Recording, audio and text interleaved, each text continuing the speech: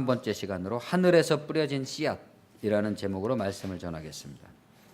인생의 문제는 모르는 데 있고 숙제는 알아내는 데 있다 할 겁니다. 우리는 매일 삶이 주어졌으니까 이렇게 산다 하는 식으로 살고 있지만 그 삶이라는 것은 날마다 우리에게 뭔가를 생각하게 해줘서 그 삶 자체에 대해서 생각하게 해줘서 이전에 몰랐던 것들을 깨우치게 함으로써 미래를 준비하게 해줍니다. 그런데 우리는 태어나기 이전에 이미 구획된 구조와 체제와 조직 속에서 삶을 시작하게 됩니다. 그래서 그 구조와 체제와 조직 자체에 대해서 생각하는 것은 어렵다 이거죠. 그것은 원래 그렇게 생겼거니 하고 생각하지를 않게 됩니다. 그러니까 생각을 하다가 중간에 멈추는 것이죠. 안 하는 것이기도 하고 못하기도 합니다. 왜냐하면 그러한 근본적인 테두리까지 생각을 하게 되는 것에는 그러한 테두리를 넘어가서 상상을 하고 생각을 하고 그것을 회의하고 질문하는 것에는 일정한 금기가 있어서 거기에는 형벌, 응징이 따를 것이라고 하는 막연한 공포에 억압되어 있기 때문입니다. 또 이런 공포와 억압 때문에 그러한 근원적 질문을 하지 못하게 되는 것이 이 사회를 유지시키는 질서이기도 한 거죠. 물론 어떤 경계와 한계를 넘어서는 월경, 담을 넘어가는 것은 사회적으로는 자주 반항이라고, 반사회적인 행동이라고 이렇게 간주하죠. 그러한 어떤 반사회적인 그 금도를 넘어가는 것에도 수준이 있고 그 금도를 넘어가는 것에 대해서 처벌을 가하는 것에도 수준이 있죠. 단순히 어떤 표면적인 이유로 사회에 반항하는 사람도 있고 단순히 표면적으로 보이는 반항으로 그 사람을 처벌하는 경우도 있습니다. 그러나 반항의 본질은 겉으로 드러난 것뿐만이 아니라 겉으로 드러나지 않은 근본적인 어떤 문제가 있는 것이고 또 겉으로 드러난 반항을 처벌하는 것에도 그냥 단지 반항을 처벌하는 데 그치는 게 아니라 근원적인 뭔가를 지켜내려고 하는 그런 갈망이 들어있는 거죠. 그러니까 한쪽에서는 이러한 우리를 억압하고 있는 모든 체제와 구조와 기획으로부터 근원적으로 해방되고 싶어하는 갈망이 있는 것이고 또 한쪽에서는 그러한 근원적 해방의 갈망을 용인하게 되면 유지시키기 어려운 체제를 고수하기 위해서 그것을 가로막기도 하는 거죠. 문제는 우리들의 사색의 수준이 반항하는 사람이든 처벌하는 사람이든 근원적인 인간 행동의 본질을 이해하고 거기에 가닿아야 된다 이거죠. 반항을 하더라도 응징을 하더라도 그래야지만 서로가 같으면서도 다른 정치적인 입장을 다르면서도 결국 하나로 모일 수밖에 없는 신학적 입장을 공유하면서 우리의 다름이 결국은 우리의 같음이기도 하고 우리의 같음이 또 우리의 다름으로 나타나기도 하는 이런 것들을 서로 보완해서 서로 간의 어떤 인격의 깊이라든가 입장의 깊이라든가 이해의 깊이를 오묘하고 충만하게 만들게 해줄 겁니다.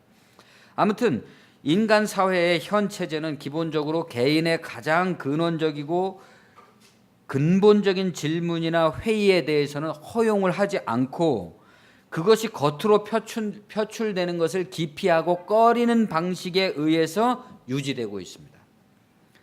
그런 것은 마치 판도라의 상자와 같아서 공개가 되면 곤란한 거죠. 가령 저는 제 딸들에게 받게 된다면 어떻게 대답해야 될까 하고 항상 두렵고 곤란하게 생각하고 있는 한 가지 질문이 있습니다.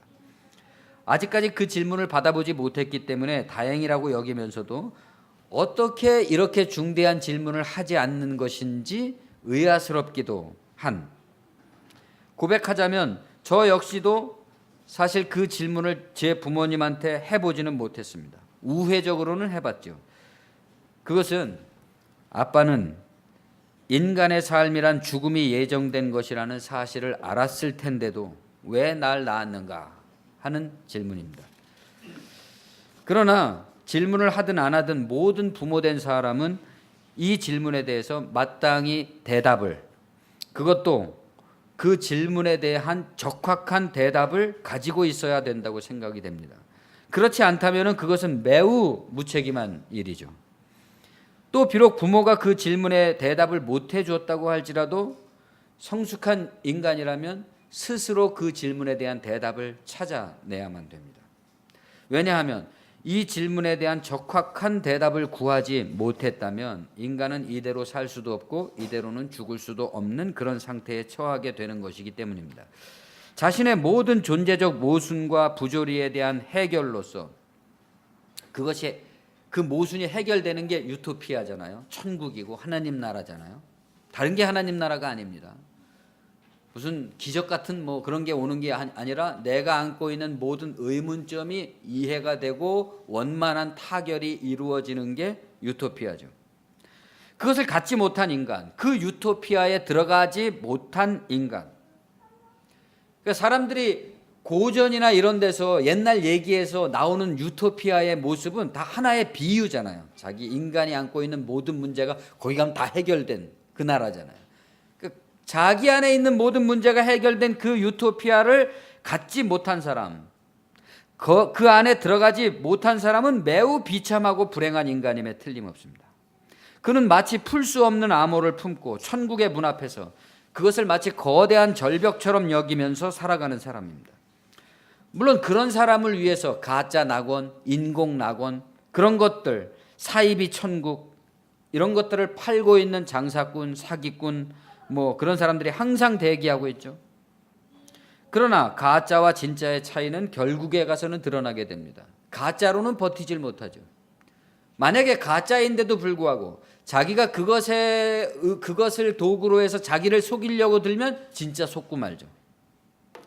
달리 생각하면 우리가 가짜로 자기를 속이면 결국 속고 만다는 이 진실이야말로 우리가 진리에 이르게 되는 첩경이고 원동력이라고 할 수 있을 겁니다. 이건 아니다 하면 아닌 거죠. 다른 걸 찾아야 됩니다. 이건 아니다는 걸 알면서도 그냥 있으면 결국 속는 거죠.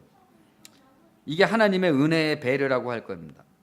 모든 가짜의 속임을 철저히 진실되게 인정하고 그것들을 부정함으로써 우리는 진짜를 찾아서 자기의 껍질, 자기의 테두리, 뭐 아브라함식으로 하면 자기의 본토 친척 아비 고향집을 떠나 자기의 모든 고정관념으로부터 벗어날 수 있는 사람이 됩니다.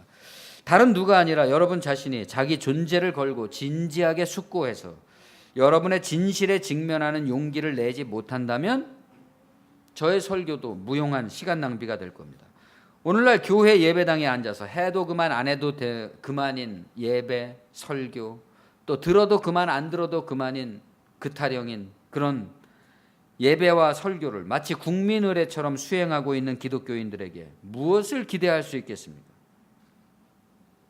그런 사람들은 그런 나른한 삶을 살다가 인생의 어느 극단적인 국면에 가서야 자신의 그동안의 모든 것들이 전혀 무용한 것이었다는 게 밝혀질 뿐이죠.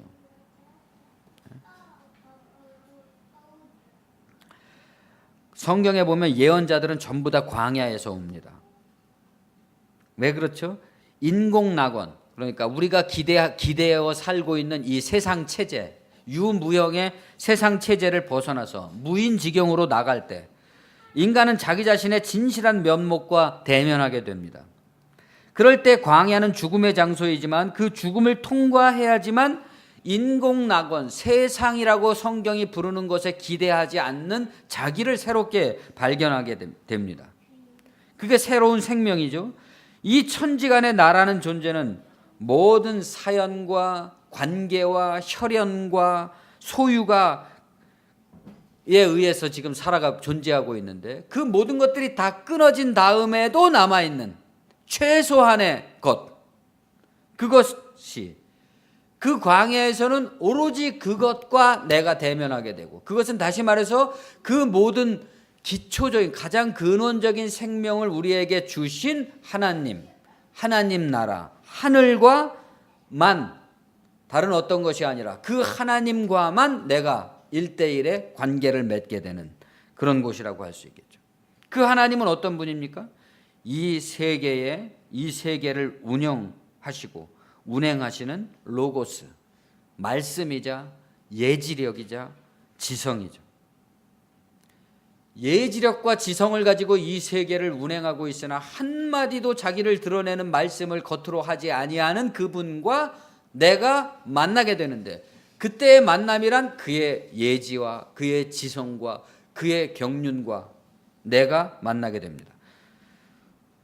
그 광야를 통과해야지만 부모도 자식도 친구도 이웃도 민족도 그 새로운 관계의 모든 맥락이 새롭게 연결이 되면서 새롭게 파악되면서 그동안에 이기심과 욕망과 소유욕에 의해서만 파악되던 관계가, 그 고정관념이 깨지고 거기에서 사랑이라는 새로운 관점이 생성이 되게 됩니다.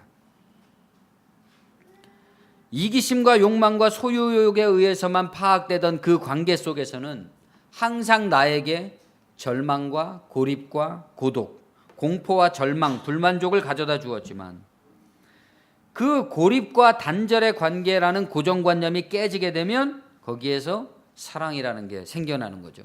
사랑이라는 게 별다른 감정이 아니라 그러니까 하나의 과학적 원리로서의 사랑을 말하는 겁니다. 사랑이 모든 두려움을 내어쫓는다. 사랑이 죽음을 능가한다. 사랑만이 최후로 남는다 하는 말씀은 다 그런 뜻일 겁니다. 왜 아빠는 죽음이 예정돼 있음을 알면서도 나를 낳았는가 하는 질문을 얘기하고 있었습니다. 부모가 밝혀줘야 되고 스스로도 찾아내야 된다. 제가 초등학교 5학년 때쯤 저희 마을에 한 5살 정도 된 어린 여자아이가 있었습니다. 그 애는 외가댁에서 외할아버지 할머니, 외삼촌 부부, 외사촌들에게 얹혀져서 살고 있었습니다.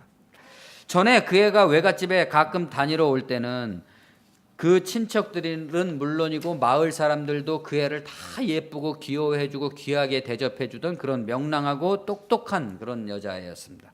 그런데 그 부모가 사업이 망하고 이혼을 하고 어머니가 재가를 가면서 외갓집에 맡겨지게 된 거죠. 재투성이 공주처럼 갑자기 모든 것이 예전과 달라졌던 겁니다. 옷은 남루해졌고 가꾸어주지 않은 머리는 아무렇게나 헝클어졌고 팔다리 얼굴은 다 씻기지 않아서 떼국이 흘렀죠. 사람들은 그 애를 볼 때마다 부모의 이혼이나 자식을 내버린 행위에 대해서 비난과 경멸의 말들을 수군거렸습니다. 외사촌들도 마을의 아이들도 그 애를 옛날처럼 귀하게 여겨주지 않았습니다. 어린 나이에 마치 버려진 들꽃처럼 방치된 채 소외된 이방인의 대접을 받으면서 살고 있었죠. 아마 어린 가슴 속에 언젠가는 엄마 아빠가 자기를 데리러 와서 예전처럼 행복한 삶을 회복할 수 있으리라는 소망을 가지고 있었는지도 모르겠습니다. 어느 날 저는 등굣길에 그 애를 봤습니다. 이른 아침인데 혼자서 마을 어귀, 아랫마을과 윗마을 중간에 차도 어귀에서 배회하고 있었습니다. 떼국에 절은 모습으로. 저는 그 애를 보고 어떤 동정심을 느꼈던 것도 같은데 무심코 지나쳐서 학교로 갔습니다. 그리고 학교가 파에서 돌아오던 길에 동네 사람들이 모여서 웅성거리는 모습을 봤습니다. 그 애가 차에 치여서 죽었던 겁니다. 길가에 이불 같은 것에 조그만 시신이 덮여 있었고 경찰이 오기까지 현장을 보존하느라고 그랬던 것 같습니다. 이불자락 끝으로 그 애의 깨끗하지 못한 맨발이 너무도 멀쩡하게 드러나 있었습니다. 신발은 어디론가 사라진 채로 모든 사람들이 혀를 찰 뿐 우는 사람은 아무도 없었습니다. 그 사건이 일어난 얼마 후에 수업 시간에 저는 갑자기 사람은 모두 다 죽는다는 사실을 깨닫고 소스라치게 놀랐습니다. 오늘이 될지 내일이 될지 모르지만 언젠가는 우리 엄마도 아버지도 나도 나의 형제 자매 동생도 그리고 심지어 나마저도 다 죽는다. 이것은 너무나도 확실하여 피해갈 수가 없다. 끔찍한 공포가 몰려왔습니다. 어떻게든 그 죽음으로부터 도망쳐야 되겠다고 생각을 했지만 도망칠 길이 없다는 사실을 깨닫고 있었습니다. 그런데 한 가지 매우 이상스러운 것은 아무도 그런 사실을 알지 못하는 것처럼 태연하게 살고 있다는 것이었습니다. 그리고 그 이상한 사실에 대해서 그 누구에게도 말해서는 안 될 것 같다는 그런 이상한 마음이 들었었죠. 그 전율과 공포에 대해서는 누구에게도 이야기할 수 없고 해서도 안 된다고 하는 그런 확신이 드는 거였습니다. 아마 완전한 절망이라는 것은 그런 거겠죠. 저는 학교가 파하자 울면서 집으로 뛰어왔습니다. 무서운 죽음으로부터 도망치기 위해서 전력 질주를 했는데 죽음은 슈베르트의 마왕처럼 저를 따라오고 있었고 신밧드의 등에 달라붙은 괴물 노인처럼 제 등 뒤에 착 달라붙어 있는 것 같았습니다. 죽은 그 애를 생각했죠. 그 애를 만났던 아침, 그 애의 모습과 표정, 그 애가 입었던 더러운 원피스, 역시 작고 더러웠던 슬리퍼, 그 애의 팔다리, 그 애가 죽은 장소에 이르러서는 무언가를 찾듯이 두리번거려 봤습니다. 당나라 시대의 시의 귀재라고 불렸던 약간 그로테스크한 그런 현대적인 시를 썼던 당나라 시인이 있습니다. 이하라는 시인이 27세에 자신이 결국 죽을 것을 깨닫고 통곡했다. 그런 기록이 있습니다. 저는 그 사람보다 얼마나 빨랐던 겁니까? 그런데도 시인이 못된 것은 참 기이한 일이죠. 그때가 한 5학년 초여름 무렵이었는데 그래서 저는 초여름 무렵이 되면 한낮의 대기와 햇빛 속에서도 이상한 죽음의 징후를 느끼곤 합니다. 아무튼 집으로 뛰어와서 밭에서 김 매는 어머니에게 물어봤습니다. 엄마, 사람이 죽으면 어떻게 되지? 아시다시피 저는 모태신앙이고 어머니는 그때도 교회를 다니셨는데 웬일인지 기독교적인 대답을 저한테 해주시질 않고 제가 왜 그런 질문을 하는지도 생각지 못하시고 이렇게 말했습니다. 어떻게 되긴 어떻게 돼. 죽으면 그걸로 다 끝이지. 어머니는 제게 매정하고 쌀쌀맞고 부주의한 대답을 하신 게 아니라 저를 너무나 어른스럽게 생각해서 자기의 한탄을 솔직하게 털어놓으신 거죠. 그러나 그 탄식은 어머니의 기독교 신앙과도 별개의 문제인 거죠. 자기 가슴 속에. 그렇지만 그 탄식은 저의 절망을 더욱더 확고한 절망으로 만들어줬습니다. 그건 이런 것이었죠. 그렇구나. 이런 건 말해봤자 소용이 없고 그렇기 때문에 누구도 이런 말을 꺼내지 않고 사는 것이 인간 사이의 불문율이로구나 하고 알게 된 거죠. 그 후론 누구에게도 그런 질문을 해본 적이 없었고 누구도 그런 질문을 공식적으로 하는 사람을 본 적도 없습니다. 내 유년 시절의 바람이 문풍지를 더듬던 동지의 밤이면 어머니는 내 머리를 당신 무릎에 뉘고 무딘 칼끝으로 시퍼런 물을 깎아주곤 하셨다. 어머니 무서워요 저 울음소리. 어머니조차 무서워요. 얘야 그것은 내 속에서 울리는 소리란다. 내가 크면 너는 이 겨울을 그리워하기 위해 더 큰 소리로 울어야 한다. 이 기형도의 바람의 집이라는 시에 나오는 한 구절입니다. 어머니 무서워요. 어머니조차 무서워요. 존재의 불안과 죽음의 공포는 어린 소년의 영혼을 질식시키고 있는데 그것은 내 속에서 울리는 소리란다 라고 하는 어머니 말씀은 그 공포를 감싸고 불식시켜주는 것이 아니라 그것을 오히려 더욱더 가중시킵니다. 그러므로 언젠가 이 절망적인 오늘을 운명처럼 기억하기 위해서 너는 더 큰 소리로 울어야 될 때가 올 것이다.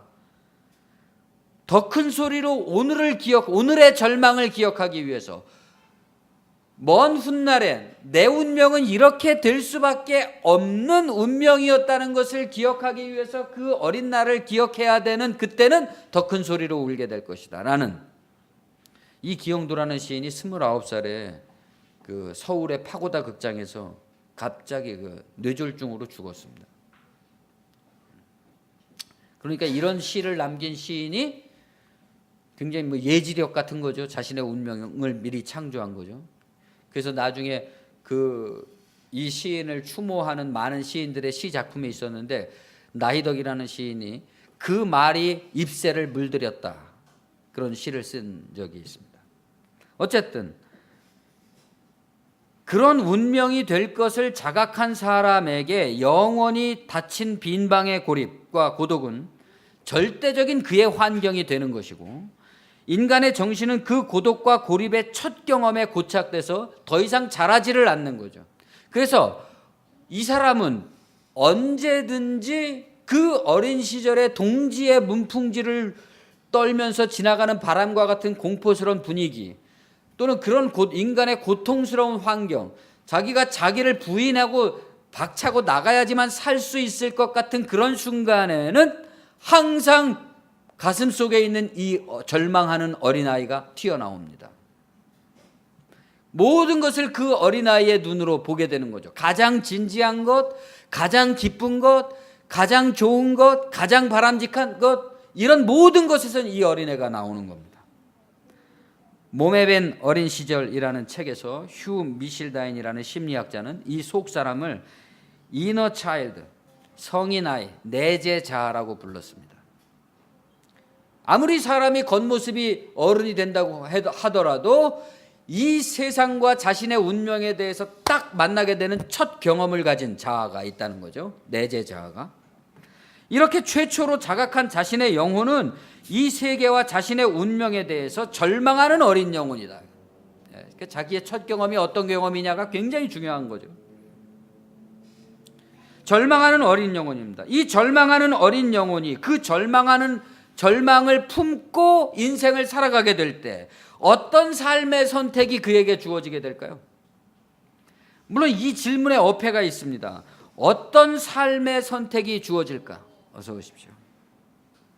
선택은 자기가 하는 거잖아요. 선택은 자기가 하는 건데 결과는 주어집니다. 타율적으로. 오랜 세월이 흐른 후 심리학자 칼 융의 자서전에서 저는 이런 고백을 읽었습니다. 융은 루터교 목사의 아들로 그 자신의 고백에 의하면 자기의 아버지가 하는 설교나 교리 설명에 의해서 자기가 한 번도 납득된 적이 없었다.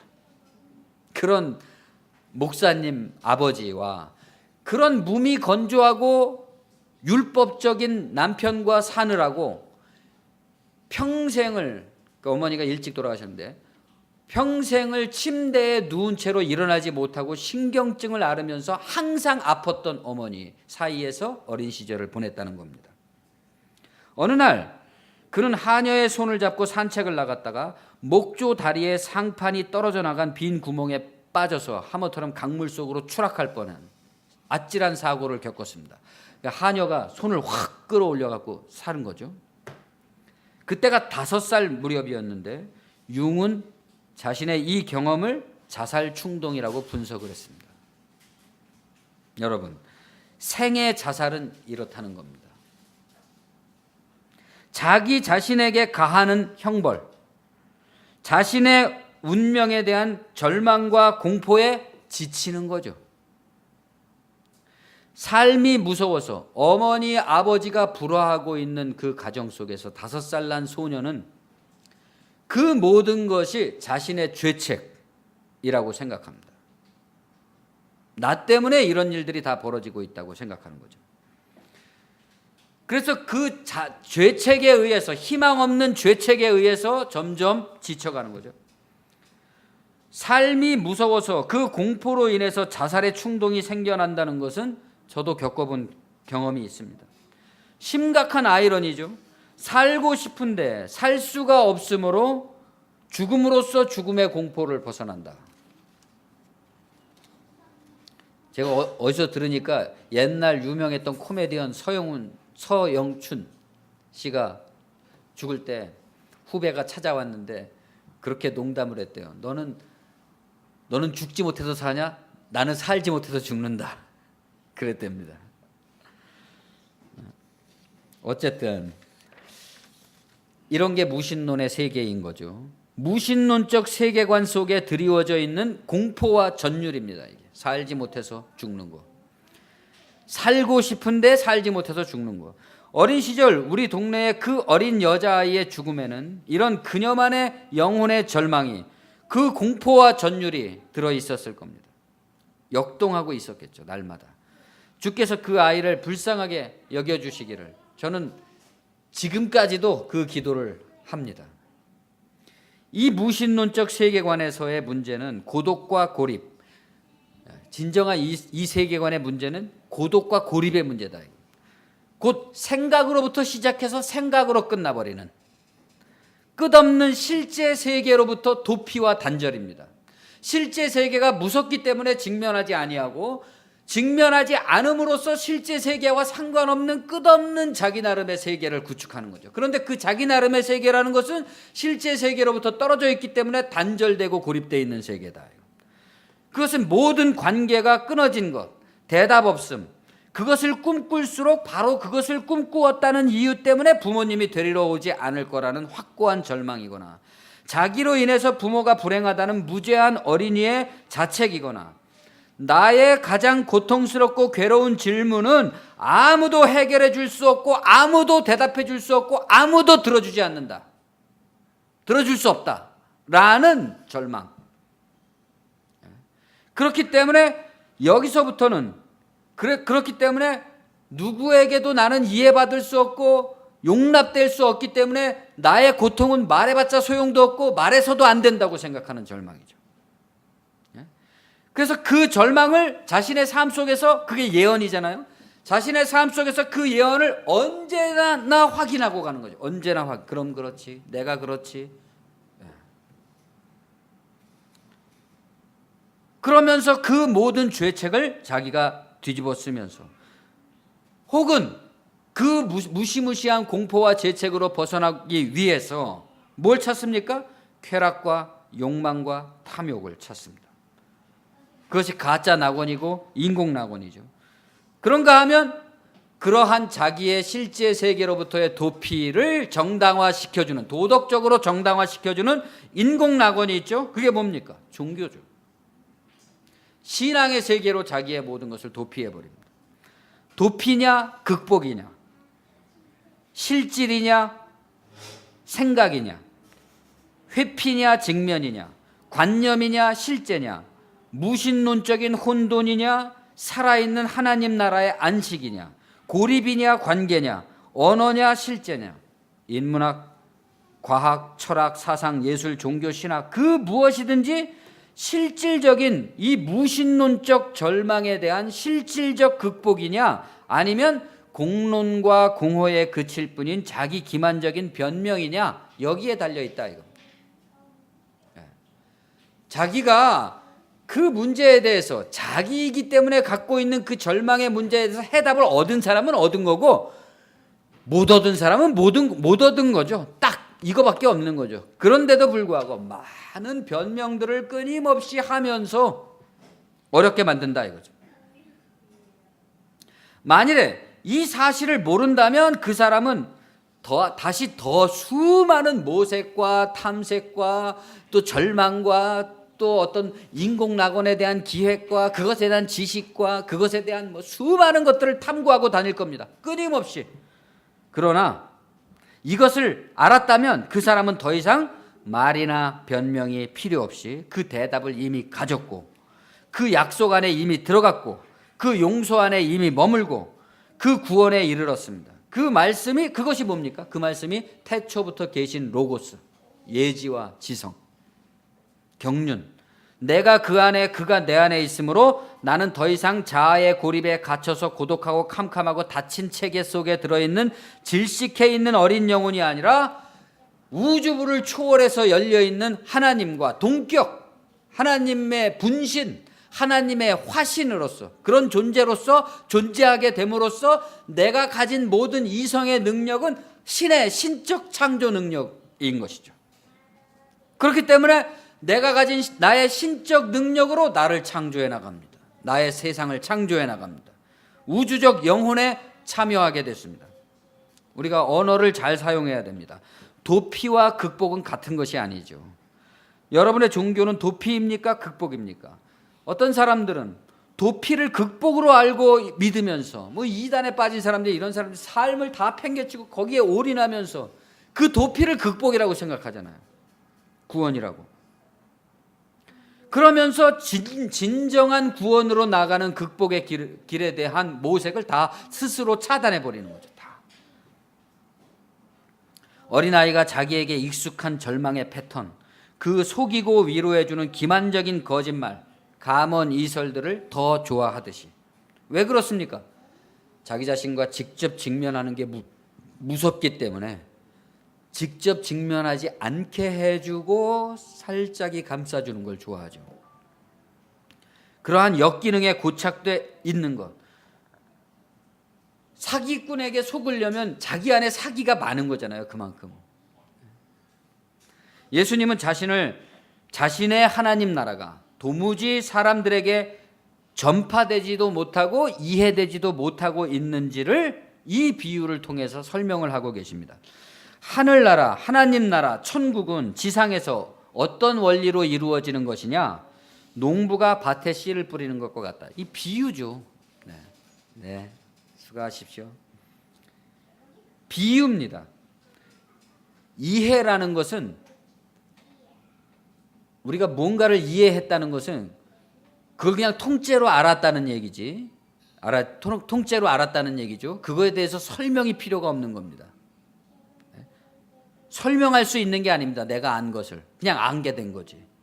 설명해야 되는 사람은 안 게 아닙니다. 영혼이신 아버지는 농부로서 이 세상에 씨를 뿌린다. 이 비유입니다. 그러니까 여러분들이 이런 말씀을 읽을 때 하나님이 공중에서 사람의 씨를 뿌리는 것처럼 생각해서는 안 된다 이겁니다. 생명을 뿌리고 그 생명에 대한 깨달음도 뿌린다 이겁니다. 씨를 뿌리는데 그 씨는 생명이기도 하고 생명에 대한 깨달음이기도 하다. 그러니까 여러분들은 이런 비유를 들을 때 딱 기억해야 되는 거죠. 이 세상에 뿌려진 거는 여러분 자신입니다. 우리들 자신입니다. 그러니까 우리들은 하나님이 뿌린 생명이기도 하고 생명에 대한 깨달음이기도 하다. 어머니 아버지가 뿌린 게 아니라 하나님이 농부처럼 뿌렸다 이겁니다. 그러니 여러분 자신이 하나님의 말씀이고 여러분의 인생이 하나님의 말씀인 거죠. 다른 데 있는 게 아닙니다. 문제는 농부가 씨를 뿌릴 때 그 씨는 자기가 뿌려진다는 사실을 알지 못한다 이겁니다.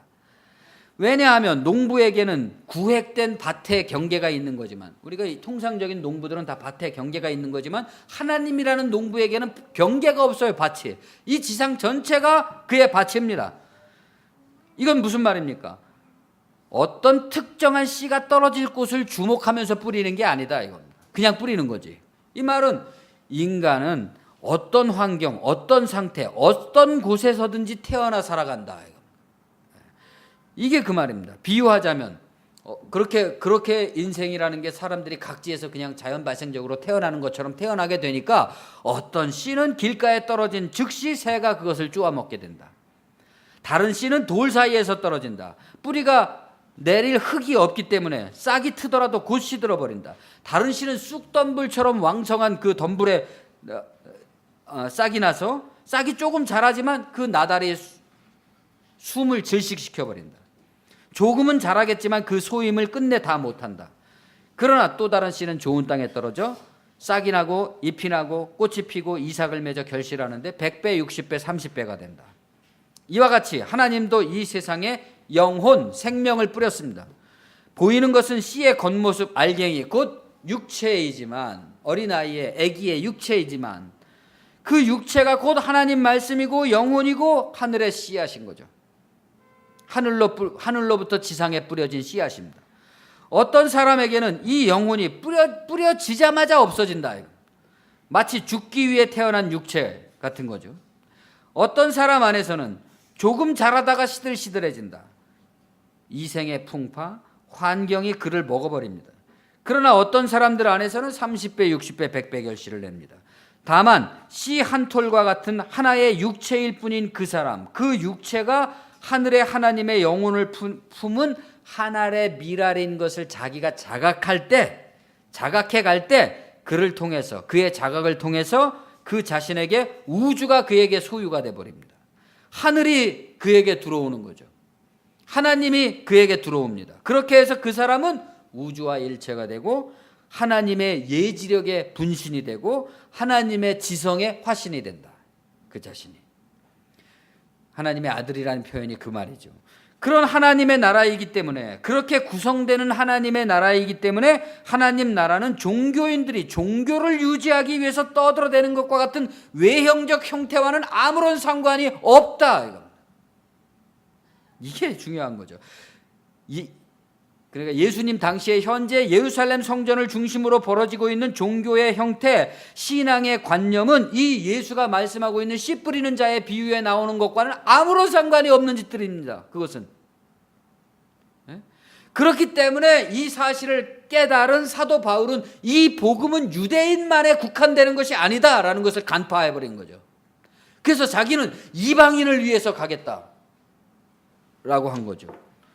그런데도 불구하고 오늘날의 교회는 다시 이것을 교회 안에다 구획지어서 2018년 오늘 현재의 기독교의 형태나 관념은 예수께서 말씀하셨던 하나님 나라의 구성 원리를 반영하지 못하고 있었던 당시의 예루살렘 성전의 제2와 교의의 확장과 전파 사업으로서의 종교와 뭐가 달라졌습니까?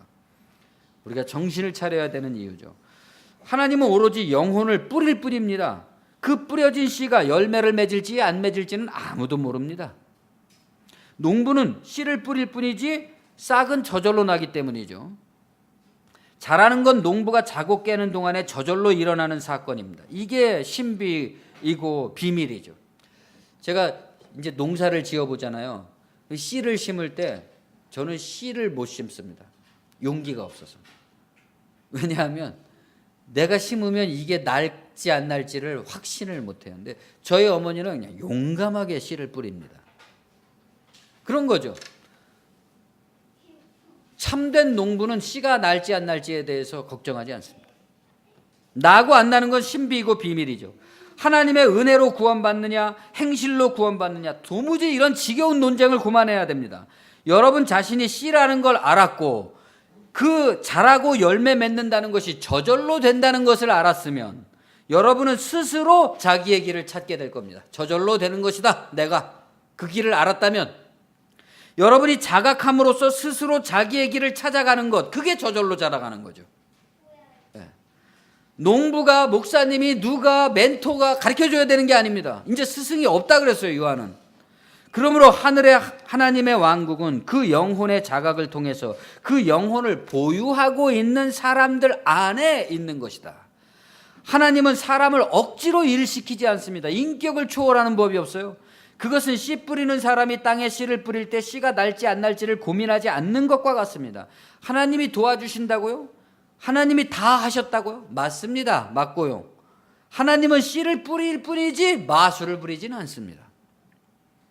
씨앗은 저절로 자기 스스로 부풀어서 싹이 나고 잎이 나오고 이삭이 생겨서 알곡으로 채워집니다. 알곡이 익었을 때만 주인은 일꾼을 보내서 농작물을 수확합니다. 그러므로 하나님도 그 아들을 세상에 보냈습니다. 그러니까 인생이 살아있는 동안에는 하나님의 아들이 안 와요, 수확하러. 그렇죠? 자기 스스로 자라서 열매를 맺어야 되는 거죠. 수확할 때 오는 겁니다. 예? 예수님이 다시 오실 때가 멀지 않았다, 이런 소리 할 필요도 없단 말이죠. 예수 그리스도가 세상에 오신 것은 마치 영혼의 주인이신 하나님이 영혼의 수확을 위해서 그 아들을 보낸 것과 같다. 그 영혼은 자기 스스로 이 세상에서 자라서 영혼의 아들들이 되어서 하나님의 나라를 이룹니다. 뿌려질 때 그 씨는 자신이 뿌려지는 것을 알지 못했지만 그 아들이 세상에 오셔가지고, 예수 그리스도가 세상에 오셔가지고, 내가 말하는 이것은 옛날 선지자들도 못했던 말이고 옛날 선지자들한테 들었던 사람들도 못 들었던 거고 보았던 사람들도 못 봤던 것이다. 내가 말하는 이것은 내가 처음 말하는 거라는 거죠. 그게 뭡니까? 이 세상에 뿌려짐의 의미라는 게 뭐냐? 그것을 일깨워 줬습니다. 저절로 부풀어 싹이 나고 잎이 나오고 꽃이 피고 이삭이 나와서 알곡으로 가득해진다는 것이 무엇인지, 그것이 하나님의 말씀, 진리의 복음, 특별 계시인 것이죠. 그 비밀, 그게 인생의 수수께끼에 대한 해답이고 인간 조건에 대한 설명이고 모순과 부조리와 절망과 공포에 대한 하나님의 응답, 구원입니다. 이건 설명이 아니라 가졌냐 못 가졌냐 이거밖에 없어요. 이제 하나님 나라의 그 원리를, 그 말씀의 뜻을, 그 존재의 의미를, 원리를 이해한 사람은 마치 여인이 반죽통에 넣어서 누룩을 넣어서 밀가루와 섞은 것과 같다. 여인은 반죽통에 누룩과 밀가루를 섞습니다, 여러분. 그렇죠? 누룩과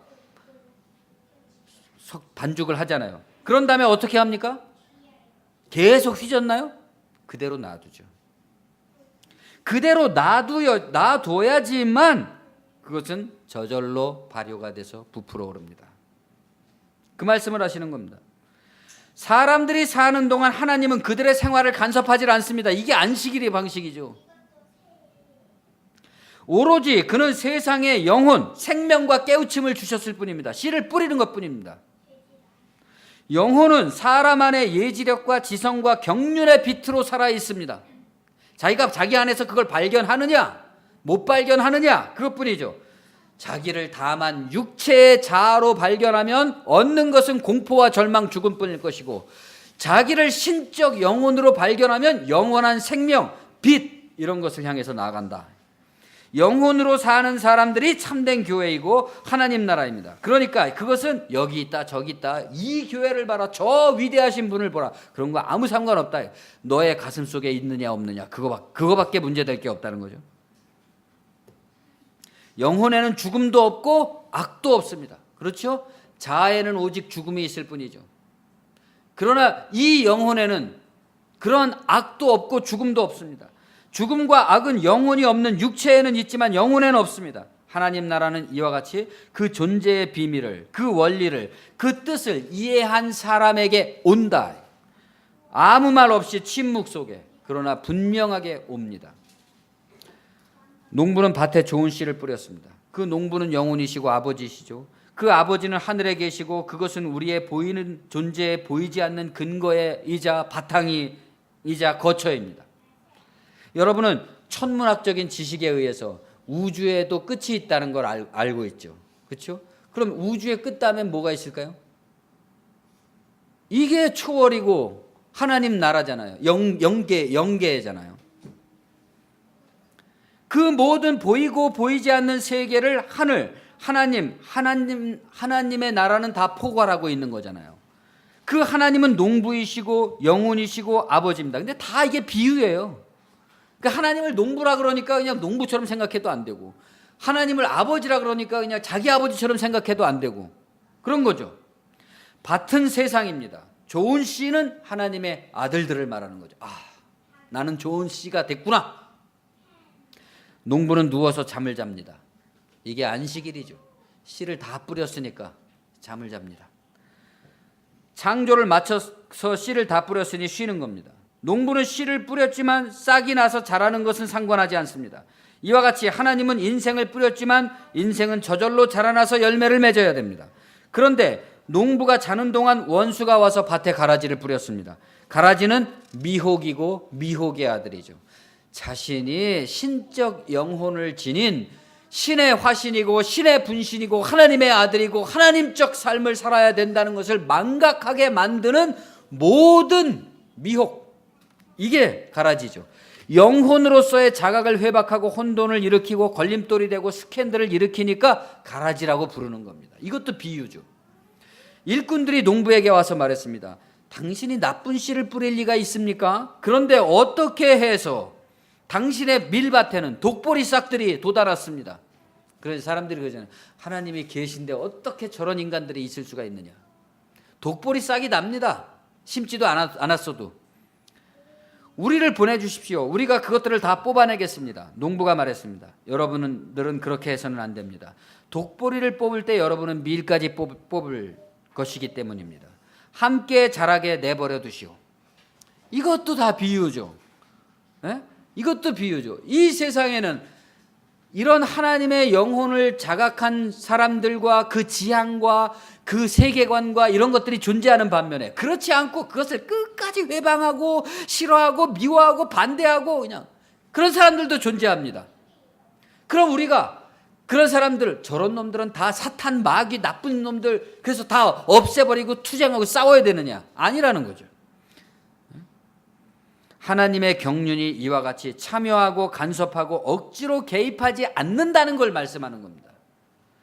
지금까지 가짜 사이비 사기꾼 장사꾼 수준 미달이 넘쳐서 진짜 진실된 하나님의 아들들까지, 혹은 진짜 하나님의 아들이 되고 싶어서 열망하고 있는 사람들을까지 예수님의 비유에 의하면 천지사방을 다니면서 구원을 받으려고 애쓰는 사람을 만나면 그 천국의 문에서 그 사람을 못 들어가게 하고 자기도 안 들어간다 그랬잖아요.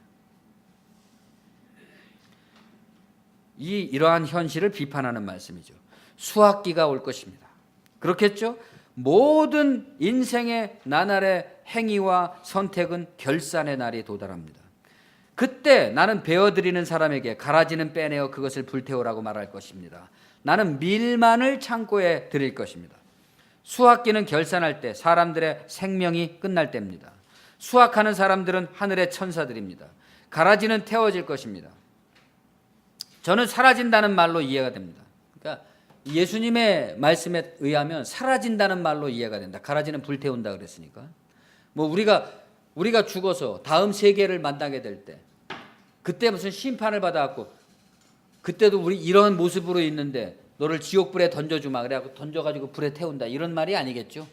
우리의 생명의 선택에 의해서, 생명의 선택에 의해서 자신의 신적 영혼을 부여받은 창조 행위자로서, 신의 분신 화신으로서 태어났는데도 불구하고 늘 죽음만을 생각하면서 죽음의 방식으로 달려갔다면 그게 소멸이 끝이라는 겁니다. 거기서. 그런데 그 영원한 생명을 바라보고 그 영원한 생명을 향해서 나아갔다면 그 생명은 계속 이어진다는 거죠. 우리는 알지 못하죠, 어떤 형태일지.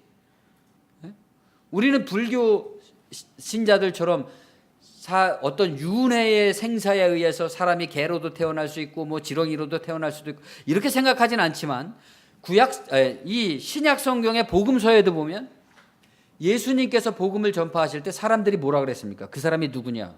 엘리야가 살아서 왔다 그랬거든요.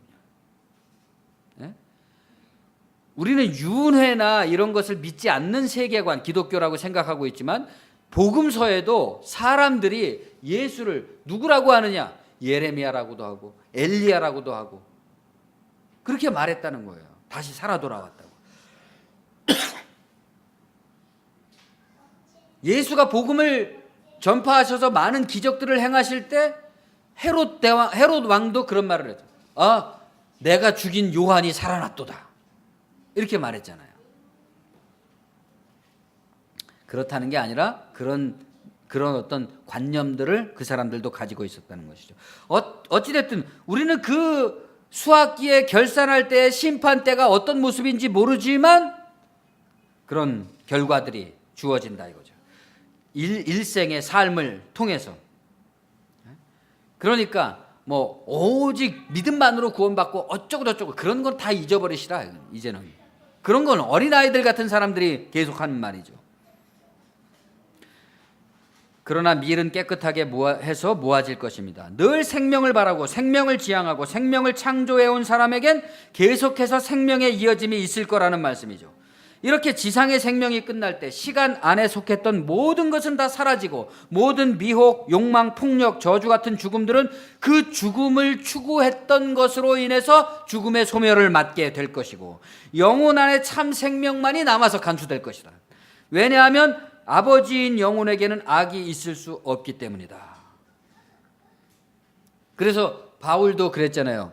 모든 사람들이 자신의 공력이 있을 것인데 구원을 받을 때는 공력이 불에 태워지는 것처럼 구원을 받을 것이다 그랬습니다.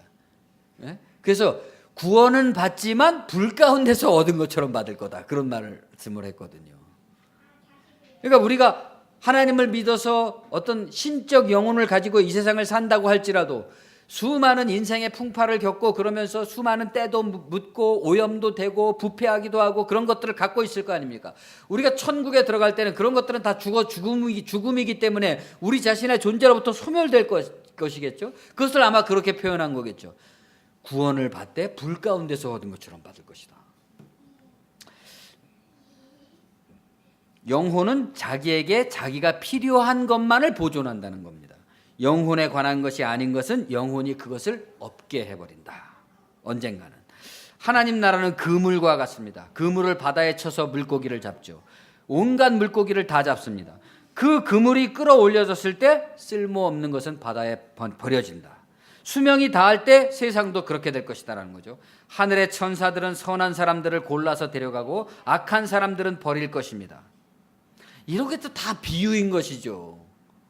날개 달린 천사가 이렇게 날아와가지고 그렇게 하는 게 아니죠. 이게 다 그런 일이 일어날 것이다. 모든 게 그 자신의 자각의 여부, 선택의 여부라는 말입니다. 지금 하나님의 은혜이지만 선택이라는 겁니다. 자기 하나님의 은혜랍시고 모든 것을 자기 책임을 방기해 버리는 그런 종교는 말이 안 되는 얘기입니다. 이게 지금 오직 하나님의 은혜로 구원받는다, 이런 논쟁들 얼마나 불필요한 말입니까? 여기서는 뭐라고 얘기했습니까? 선한 사람과 악한 사람으로 나뉘어서 선한 사람은 하나님께 불림을 받고 악한 사람은 버려진다 그랬잖아요. 바깥 찬데 이를 갈미 있으리라. 왜 이렇게 말했습니까? 여기서 선한 사람, 악한 사람이라고 표현함으로써 그 모든 결과가 그 자신의 선택의 결과라는 것을 강조하고 있는 거죠. 그가 말씀을 마쳤을 때 제자들은 그에게 이런 비유들을 우리가 어떻게 이해해야 됩니까? 라고 물어봤습니다. 예수는 그들에게 대답했습니다. 비유는 두 가지 방법으로 알아들어야 된다. 하나님의 나라가 어디 있는지, 하나님 나라가 모든 사람 안에 있다는 것을 이해하고 그 나라에 어떻게 들어가는지를 깨닫는 나의 제자들인 여러분들과 같은 사람이 있는 반면에 다른 사람들은 이런 거를 깨닫지 못한다. 그렇기 때문에 나는 이 모든 비밀을 비유로 말한다. 천국은 영혼 안에 있기 때문에 어떻습니까? 천국은 영혼 안에 있으니까 설명이 필요가 없어요. 이미 들어갔거나 못 들어갔거나 둘 중 하나죠. 알아들은 사람에게는 비유가 필요 없습니다. 그러니까 비유를 이렇게 말하면 알아듣는 사람은 비유를 알아듣는 게 아니라 비유가 말하고 있는 원관념을 딱 알아듣는 거예요. 아, 무슨 얘기를 하려는 거로구나. 딱 알아듣는 거예요. 알아듣지 못하는 사람은 비유를 설명하는 겁니다. 계속해서 요 비유는 뭐 요건 뭐 성경에 나오는 것을 완전히 다빈치 코드처럼 풀어가지고 요 말씀은 무슨 말을 하냐, 구약의 요것은 신약의 요것고, 이런 식으로 말이죠. 이미 알아들어갖고 그 나라가 들어온 사람은 그런 설명이 필요가 없어요. 왜냐하면 그들의 영혼으로서 마음이 무디어졌기 때문에 끊임없이 아무리 설명을 해줘도 다른 사람에게는 보이는 것이 그들에게는 보이지 않고 깨닫지도 못합니다. 비유라는 것은 강을 건너는 배와 같은 것인데 강을 건넜으면 배는 버리는 거죠. 그런데도 강을 건넜다고 하면서도 배를 이고 다니는 거죠. 그러므로 듣는 사람 양쪽을 위해서 두 가지 의미를 지닌 비유를 말한다. 깨닫지 못하는 사람들에게 나는 하나님과 그들에게 하나님 나라가 어떤 것인지를 비유로서 설명을 합니다. 그들은 그 비유를 듣고 깨달을 수가 있죠. 어떻게 깨닫는다는 겁니까? 아, 나는 깨달았다. 이 비유는 이런 뜻이고 저 비유는 저런 뜻이다. 깨달은 겁니까 이게? 반면 여러분들에게 나는 하나님 나라가 여러분에게 있어서 어떤 것인지 여러분 안에 있는 그 나라에 대해서 직접 말한다. 여러분은 비유를 들으면 그 나라를 자기 안에 있는 나라로 본다. 같은 비유이지만 누구에게는 비유가 비유인 채로 비유의 뜻을 되풀이하는 도구로, 누구에게는 비유의 실체로 보인다. 그리하여서 깨닫지 못하는 자들은 영원히 어떤 추상적이고 외부적이고 관념적인 교의나 율법을 내세우는 집단으로서의 외형을 자꾸만 갖는다는 거죠. 이데올로기를 내세우는 집단으로 자기들을 내세워요. 우리는 이런 신조를 믿고 있다, 이런 걸로 말이죠.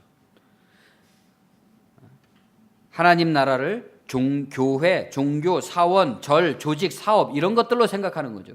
그러나 깨달은 자들은 오직 자기 안에 들어있는 하나님 나라를 알고 이해하고 그것을 품고 날마다 그 나라를 소망하면서 살아갑니다. 여러분, 이 씨 뿌리는 사람의 비유를 깨닫도록 하십시오. 여러분에게 이 비유는 이런 것입니다. 하나님 나라의 의미를 알지만 그것을 자기가 속해 있는, 내가 지금 대한민국 사람이잖아요. 내가 대한민국에 속해 있다는 것을 의심하는 사람은 아무도 없습니다. 내가 대한민국에 속해 있는 것만큼이나 확실하게 하나님 나라에 속해 있다고, 소속돼 있다고 알게 되는 것. 그러면 나는 더 이상 유혹받을 수도 없고 그것을 철회될 수도 없고 그런 거잖아요. 그런데 그것보다도 더 확실하게 소속된 것으로 알게 되지 아니한 모든 사람은 끊임없이 유혹이 닥칠 때 뿌려진 씨앗을 그에게서 빼앗겨 버린다. 이런 사람은 길가에 떨어진 씨앗인 거죠. 깨닫기도 전에 그냥 딱 가져가 버리는 겁니다. 돌밭에 뿌려진 씨앗은 조금 깨달았어요. 자기가 하늘에 속했다는 걸 기뻐하면서 당장에는 받아들였는데, 그러나 그에게는 뿌리가 없어요. 잠시 받아들였을 뿐입니다. 그러니 그 하나님 나라에 속했다는 의미 때문에 곤란과 박해, 특히 손해가 될 것 같으면 그 사람은 곧 자기가 하늘에 속했다는 걸 부정해버립니다. 가시와 쑥덤불 사이에 뿌려졌다는 씨앗은 하나님 나라의 의미를 깨닫기는 한 사람입니다. 이 사람은. 그러나 외부에서 부는 바람이 자기 안으로 스며들듯이 세속적인 허영심과 재산의 매혹이 그 사람 안에 불어와 간직했던 영혼의 의미를 경멸하고 무시해버린다. 가치를 더 여기에 두는 거죠. 하나님 나라의 가치보다도. 결국 열매를 맺지 못합니다. 그러나 좋은 땅에 뿌려진 씨앗은 하나님 나라의 의미를 깨달을 뿐 아니라 마음에 받아들여서 자기가 일체가 됐어요. 시민이 돼버렸어요. 거기 시민이. 그는 그것을 자신의 생명으로 받아들였습니다. 그런 사람은 열매를 맺는다. 100배, 60배, 30배. 이와 같이 자기 안에 있는 모든 것을 보존한 사람에게는 많은 것이 주어지는 반면에 보존하지 못한 사람에게는 가진 것조차 빼앗기게 된다. 여러분들은 이 비유를 머리로 이해해서는 안 되고 이미 깨닫고 받아들인 경건한 하늘의 씨앗들입니다. 다시 초래되거나 다시 후퇴하거나 그래서는 안 된다 이겁니다. 여기서 근심, 걱정, 공포, 절망, 욕망, 허영, 유혹, 미혹 이런 장애물들과 그것을 빌미로 적당한 이기심, 적당한 욕망, 적당한 허영심, 적당한 사업수완, 적당한 말솜씨로 여러분을 꿰고 있는 사기꾼, 장사꾼, 수준 미달의 종교 사업인들에게 여기 있다 저기 있다 끌려다니지 말고 자기 안에서 30배, 60배, 100배의 결실을 봐야만 되는 거죠. 하나님 나라는 우리들의 영혼 안에서, 즉 아무것도 없는데 아무도 보지 않는 데서 싹이 나서 자기의 모든 것을 주도록 자라서 퍼진다. 그렇죠. 아무도 안 본다는 게 제일 중요한 겁니다. 누구의 인정도 필요하지 않는, 누구의 인정을 요청하지 않는 자기 속에 있는 거. 그런 사람은 열매를 맺는다. 어떤 사람은 100배, 어떤 사람은 60배, 다른 사람은 30배. 이와 같이 자기 안에 있는 것을 보존했을 때 가장 작은, 아무도 안 본다는 것은 자기 안에 들어있는 씨앗이 마치 자작나무 씨처럼 가장 작은 씨앗이지만, 나무 중에 가장 작은 씨앗 중에 가장 작은 씨앗이지만 나무 중에 가장 큰 나무로 큰다 이거죠. 나무가 그렇게 커졌을 때는 얼마나 큰 겁니까? 모든 새들이, 집 잃은 새들이 와서 그 기슬들만큼의, 이것도 비유지 않습니까? 모든 길 잃은 새들, 지친 새들, 잠자리가 없는 새들, 방황하는 새들이 와서 깃들 둥지가 된다. 참되게 방황하는 인생에게 그 삶의 방황을 멈춰줄 수 있는 능력을 가졌다는 거죠. 부모된 사람은 자녀에게 이것을 대답해 주어야 되고, 어른된 사람은 스스로 이 대답을 찾아서 발견해야 됩니다. 그러나 또 누군가는 이 말을 전해 주어야만 될 겁니다. 성령께서 구하고 찾고 두드리는 사람에게 지혜와 영감을 주실 겁니다. 기도하겠습니다. 주님 은혜를 감사합니다. 하늘에 뿌려진 씨앗, 이 지상에 뿌려진 우리 인생, 우리의 지성, 예지력, 직관력, 통찰, 이 모든 것들이 우리에게 주어졌음에도 불구하고 우리의 내재적 자아는 그 고정관념으로 인해서 수많은 제약과 제한을 만들어 놓고 그 속에서 그 모든 절망과 공포를 어떤 외형적인 체제와 조직과 의식과 재래와 관계와 이런 것들에 기대서 그것들이 나를 구원해 줄 것이라고 믿고 있는 주체를 상실한 상태, 하나님의 신적 이 독립과 자립의 능력을 상실한 상태로 우리를 점점 노예화시켜가고 있습니다. 주님이 2000년 전에 오셔서 이전에 그 누구도 보지 못했던 것을 보여주고 깨닫지 못했던 것을 깨닫게 해준다고 말씀하셨건만 2000년이 지난 지금까지도 그것을 가리우고 회방하는 조직과 체제와 모습들이 만연되어 있는 이런 상태입니다. 주님, 이 복음의 말씀이 우리의 삶을 진실로 다시 한번 일어나게 도와주시고 우리가 이 하나님의 능력을 회복함으로써 우리를 그 안에 소속되게 함으로써 다시 한번 우리 자신들이 이 복음의 전파자요, 간수자요, 보존하는 자로서 우리의 삶 속에서 모든 사람의 방황을 멈추게 해줄 수 있는 능력을 지닌 그러한 천하무적의 신앙을, 이해를, 원리를, 하나님 나라를 우리가 간직할 수 있도록 인도하여 주시옵소서.